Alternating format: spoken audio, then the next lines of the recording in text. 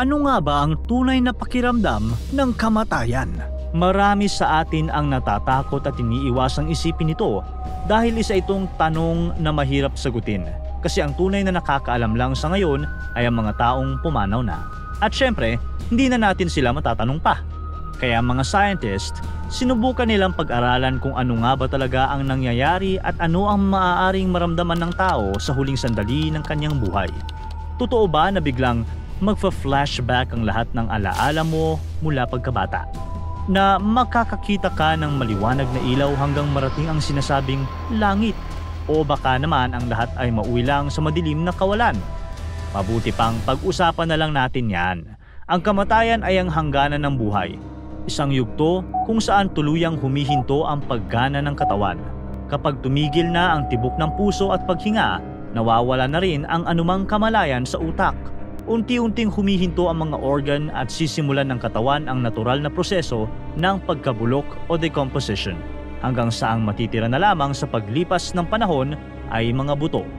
Nakakalungkot mang isipin pero lahat ng may buhay ay hahantong sa kamatayan at dahil ito ang pinakahuling yugto, nananatiling misteryo kung ano nga ba ang tunay na pakiramdam ng pagpanaw. Ang mayroon lamang tayo ay mga salaysay ng mga nakaligtas mula sa bingit ng kamatayan at mga pag-aaral ng mga scientist sa huling tibok ng utak at katawan bago ang tuluyang paglisan ng tao. Iba-iba ang dahilan ng pagkamatay ng tao. Maaaring dahil sa aksidente, malubhang sakit tulad ng cancer o organ failure, krimen, katandaan, kakulangan ng pagkain o tubig, atake sa puso, stroke o bangungot. Ayon sa mga eksperto, ang pinakakaraniwang mabagal na proseso ng pagkamatay ay dulot ng malalang sakit. Sa ganitong sitwasyon, unti-unting humihina ang katawan at madalas ay nararamdaman o napapansin pa mismo ng taong nasa bingit ng kamatayan ang ilang huling pagbabago bago siya tuluyang mawalan ng malay. Isipin mo ang isang pasyente sa ospital. Mahina na ang katawan, hirap nang kumain at uminom at dati isang basong tubig, ngayon na isang kutsarita na lang. Karaniwan itong nakikita sa mga huling araw ng isang tao kung saan madalas ay halos wala ng ganang kumain o hirap nang lumunok. Ayon sa pag-aaral ni David Hui at mga kasama mula sa University of Texas MD Anderson Cancer Center noong 2014, ang tinatawag na active dying ay ang yugto na tumatagal lang ng ilang oras o araw bago ang mismong kamatayan. Panahong mabilis na humihina ang katawan at unti-unting hindi na nagagawa ang mga simpleng bagay na dati kaya pang gawin. Dito, unti-unti nang bumibitaw ang katawan at madalas nagsisimula ito sa matinding pakiramdam ng pagre-relax. Ang pagre-relax na ito ay hindi tulad ng pakiramdam ng nasa spa o nasa beach. Ang ibig sabihin, humihina na ang brain signals na kumukontrol sa gutom, uhaw at energy ng katawan. Kaya kahit gustuhin pang kumain o uminom, hindi na kayang tanggapin ng katawan. Ayon sa mga pag-aaral, ito ang unang malinaw na senyales na papasok na sa proseso ng kamatayan ng isang tao. Unti-unting bumabagal ang metabolic activity at nagsisimulang mag-shutdown ng mga organs. Habang lumilipas ang oras, unti-unting nakararamdam ng matinding pagkapagod ang pasyente. Tipong kahit anong pilit na bumangon, hindi na kaya. Ito ang kadalasang pakiramdam kapag may malalang lagnat o flu. Mabigat at nakakapanghina ang pakiramdam at ang mas malala pa, kahit pagtulog ay hindi na nakapagbibigay ng lakas. Sa yugtong ito, halos buong araw nang tulog ang pasyente. Minsan, kahit pa pilit gisingin, hindi na ito nagre-react.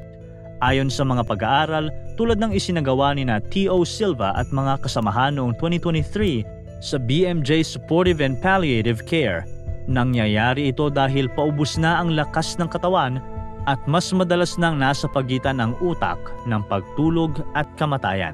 Sa panahong ito, napapansin ng mga doktor at pamilya na may kakaibang panaginip ang pasyente. May nagsasabi na muli nilang nakikita ang mga mahal nila sa buhay na pumanaw na. Yung iba naman, parang naghahanda sila para umalis o bumiyahe ng malayo. Sa ilang pag-aaral, mahigit kalahati ang nakakaranas ng ganitong klase ng panaginip bago pumanaw. Sabi ng mga scientist, nangyayari ito dahil madalas nang nasa unconscious state ang utak. kung saan muling na-activate ang bahagi nito na konektado sa mga alaala at emosyon. Kaya kung titingnan ng pasyente, para lang silang mahimbing na natutulog. Pero sa loob ng kanilang isipan, may mas malalim na nangyayari. Isang proseso kung saan dahan-dahang inihahanda ng katawan at utak ang sarili para sa nalalapit na paglisan. Habang papalapit ang tao sa huling sandali, unti-unti ring humihina ang tibok ng puso nito. Bumabagsak ang blood pressure at bumabagal ang galaw ng utak. Kapag nagtitipid na ng enerhiya ang utak, nawawala na ang normal nitong brakes o control. Dahil dito, nagpapadala ito ng malalakas at kakaibang signal sa visual system. Ito ang posibleng dahilan kung bakit maraming tao ang nagkukwento na nakakakita sila ng matinding liwanag o parang tunnel na may liwanag sa dulo.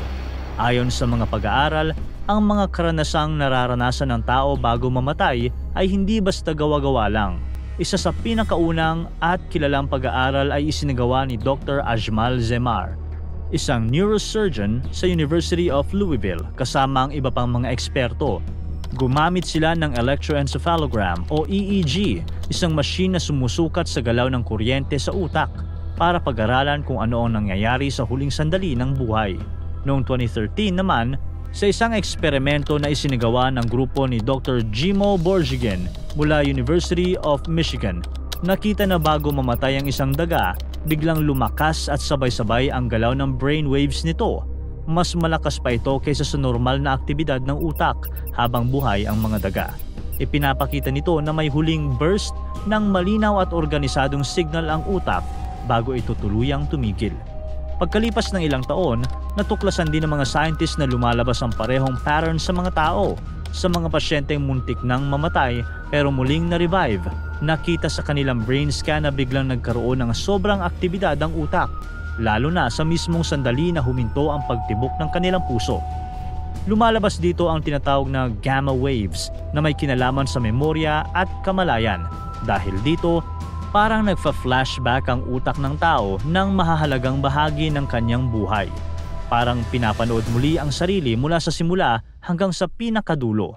Kaya maraming nakaligtas sa near-death experience ang nagkukwento na para silang lumabas sa kanilang katawan at pinanood ang sarili mula sa itaas.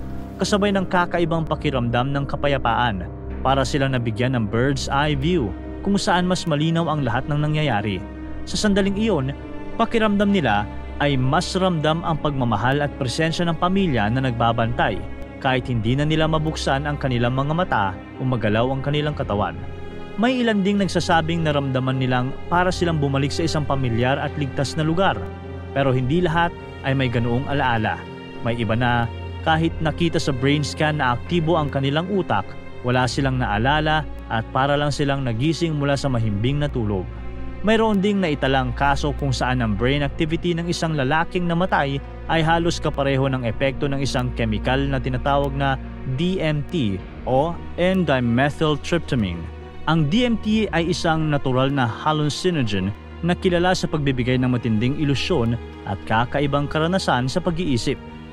Kasama na dito ang pakiramdam na para kang nasa ibang dimensyon, nakakakita ng matitingkad na kulay o kumikislap na hugis, at ang ilusyon na nakikipagtagpo ka sa mga nilalang o mahal sa buhay na matagal nang pumanaw. Pero ayon sa mga taong nakaligtas sa near-death experience, ang kanilang naranasan ay hindi parang panaginip o guni-guni lang. Para sa kanila, tunay na tunay ang lahat ng naranasan nila. Habang nakahiga at wala nang malay ang pasyente, tuloy pa rin ang automatic na paghinga ng katawan dahil hindi na niya nakokontrol ang muscles ng bibig at lalamunan. Naiipon ang laway at minsan pati sipon sa lalamunan at upper airway. Kapag humihinga, dumadaan ang hangin sa naipong likido at nagiging dahilan ng tunog na parang malakas, basa at minsan ay parang humuhuni o namamaos. Ito ang tinatawag na death rattle o sa medical field, terminal respiratory secretions. Para sa mga kaanak o nakakarinig, nakakatakot at nakakaalarma ang tunog na ito. Pero ayon sa mga eksperto, hindi ito masakit o nakakapagod para sa mismong taong namamatay. Sa ganitong yugto, sobrang relax na ang katawan at kadalasan wala nang malay o awareness ang pasyente sa paligid. Sa mga huling sandali ng buhay, unti-unting humihina ang mga senses pero ayon sa pag-aaral ang pandinig ang isa sa pinakahuling natitira. Kaya kahit mukhang wala ng malay o hindi na kumikibo ang pasyente, posible pa rin nilang marinig ang boses at presensya ng kanilang mga mahal sa buhay. Kaya't hindi lang mahalaga ang paghawak at pagsasalita sa mahal na naghihingalo. Madalas, iyon ang huling bagay na nadarama at nadirinig nila bago tuluyang magpaalam. Kapag huminto ang puso at paghinga, tinatawag itong clinical death. Pero sa puntong ito, posible pa ring buhayin ng isang tao sa pamamagitan ng CPR o defibrillator, lalo na kung maagapan agad. Ang biological death naman ay nangyayari kapag tuluyan ng tumigil ang lahat ng aktibidad ng utak. Ibig sabihin, wala nang paraan para maibalik pa ang buhay. Kaya may ilang minuto sa pagitan ng clinical at biological death na nagiging mahalaga sa mga doktor para subukan pang iligtas ang pasyente. Sa huli, kapag tuluyan ng bumigay ang katawan ng pasyente, malinaw ang isang bagay. Ang kamatayan ay hindi basta parang off switch. Isa itong mabagal na proseso na may iba't ibang yugto at pagbabago sa katawan.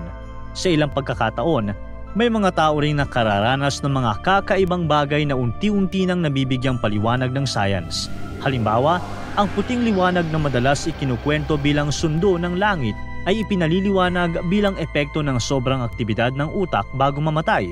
Ganito rin ang pakiramdam na parang lumabas sa sariling katawan na maaaring mangyari kapag nag-iiba ang paraan ng pagtatrabaho ng utak habang nasa kritikal na kalagayan ng katawan. Pinapakita rin ng mga pag-aaral na bago tuluyang mamatay ang tao, posibleng nananatiling aktibo ang utak at muling pinapagana ang mga alaala ng kanyang buhay. Parang isang huling paglingon sa buhay bago ang tuluyang pamamaalam. Ang buhay ng tao ay may hangganan at darating ang oras na tayo mismo ang makakasagot sa tanong na ito. Para tuloy-tuloy ang saya at kwentuhan, huwag kalimutan mag-subscribe sa Bubbly YouTube channel at pindutin ang notification bell